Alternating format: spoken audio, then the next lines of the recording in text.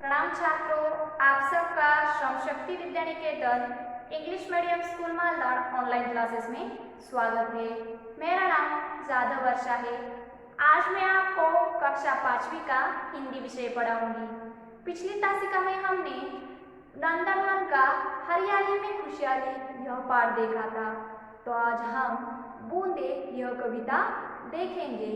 यह कविता रोहिताश्व अस्थाना जी इन्होंने लिखी है। इस कविता में हमें कुछ चित्र दिखाई देंगे। आप सबको इन चित्रों का निरीक्षण करना है।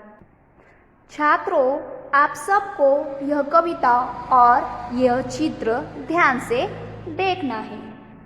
बच्चों, जब बारिश वर्षा ऋतु आती है तो आसमान से बूंदें बरसने लगती है और हम सभी को गर्मी से राहत मिलती है। हम सभी गर्मी से बहुत परेशान होते हैं और बारिश का बेसब्री से इंतज़ार करते हैं। बारिश जैसे ही आती है वैसे ही हमें गर्मी से राहत मिल जाती है। चारों तरफ हरियाली ही हरियाली नज़र आती है। सारे पेड़ पौधे हमें हरे भरे नज़र आते हैं। पेड़ पौधों के साथ सभी पशु पक्षी भी खुश हो जाते हैं। नदी, नाले, तालाब, कुएं सब पानी से भर जाते हैं। बूंदों के बरसते ही चारों तरफ खुशियाँ छा जाती है। सभी लोग खुश हो जाते हैं। तो बच्चों, इस कविता के माध्यम से कवि ने हमारे जीवन में बरसात का क्या महत्व है यह हमें बहुत ही सुंदर ढंग से समझाया है। यह कविता रोहिताश्व अस्थाना जी इन्होंने लिखी है। बच्चों, आज मैं आपको बूंदे कविता का अर्थ समझा रही हूँ कि किस तरह से बरसात की बूंदें अपने साथ धरती पर खुशहाली लाती है। इसका बहुत ही सुंदर वर्णन इस कविता के माध्यम से अस्थाना जी इन्होंने किया है। तो छात्रों, देखिए यहाँ पर हमारी पहली पंक्ति है। पहली पंक्ति में कवि क्या कह रहे हैं? रिमझिम गाती बूंदे धरती पर है आती बूंदे। रिमझिम गाती बूंदे धरती पर है आती बूंदे। इस पंक्ति में कवि कह रहे हैं कि बरसात की बूंदें जब धरती पर गिरती है तो मानो हमें ऐसा लगता है जैसे वो रिमझिम करते हुए धरती पर आ रही है। छात्रों देखो, दूसरी पंक्ति में कवि क्या कह रहे हैं? खेतों बागों मैदानों में हरियाली फैलाती बूंदें।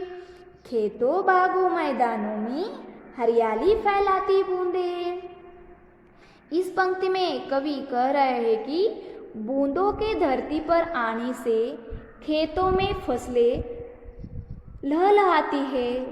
वन और बागों में हरियाली फैल जाती है। मैदान हमें हरे भरे नज़र आने लगते हैं और अर्थात खेत, बाग, मैदान चारों ओर ये बूंदें हरियाली फैलाते हुए जाती है। छात्रों देखो, तीसरी पंक्ति में कवि क्या कह रहे हैं?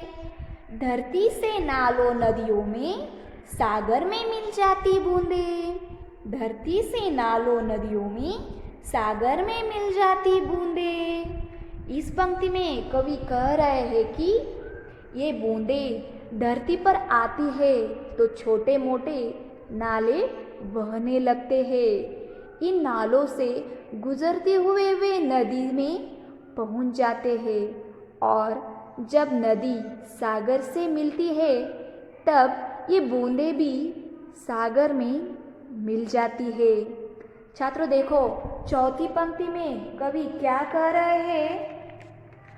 गर्मी से तपते लोगों को शीतलता पहुंचाती बूंदें। गर्मी से तपते लोगों को शीतलता पहुंचाती बूंदें। इस पंक्ति में कवि कह रहे हैं कि इन बूंदों के आने से गर्मी से परेशान लोगों को राहत मिलती है क्योंकि बूंदें धरती को शीतलता यानी ठंडक पहुंचाती है।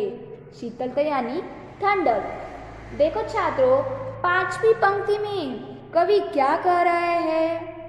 मेंढक मोर पपीहे कोयल, सबका मन हर्षाती बूंदे। मेंढक मोर पपीहे कोयल, सबका मन हर्षाती बूंदे। इस पंक्ति में कवि कह रहे हैं कि ये बूंदें जब धरती पर आती है तो मिट्टी में छिपे मेंढक टर टर बोलने लगते हैं। आप लोगों ने सुना होगा ना, जब बारिश शुरू होती है तब मेंढक की आवाज़ ज़्यादा आने लगती है। मेंढक टर टर की आवाज़ निकालने लगते हैं। मोर अपने पंख फैलाकर नाचने लगते हैं और पपीहा पीहू पीहू बोलने लगता है और कोयल भी कुहू कुहू करने लगती है। अर्थात ये बूंदें हमें सभी मनुष्यों को ही नहीं खुश करती है, हमारे साथ में ही पशु पक्षियों को भी खुश करती है। ये बूंदें सबका मन हर्षाती है। हर्षाना यानी खुश करना, सबको खुश करती है।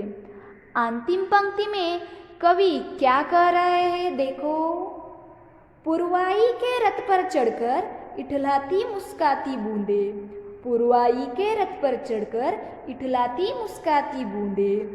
इस पंक्ति में कवि कह रहे हैं कि बरसात की बूंदें ऐसे लगता है कि पूर्व दिशा की ओर से बहने वाले हवा के रथ पर सवार होकर इठलाती यानी झूमती इतराती हुई आ रही है। मटकती हुई मुस्काती हुई यानी हंसती हुई हमारी इस धरती पर आती है और चारों ओर खुशियाँ फैलाती है। तो बच्चों, उम्मीद करती हूँ कि आपको इस कविता का अर्थ समझ चुका होगा। इस तरह कवि ने बहुत ही सुंदर ढंग से हमारे जीवन में बरसात की बूंदों का क्या महत्व है, इसका अर्थ यहाँ पर स्पष्ट किया है। तो बच्चों, अगली तासिका में हम कुछ नया देखेंगे। धन्यवाद।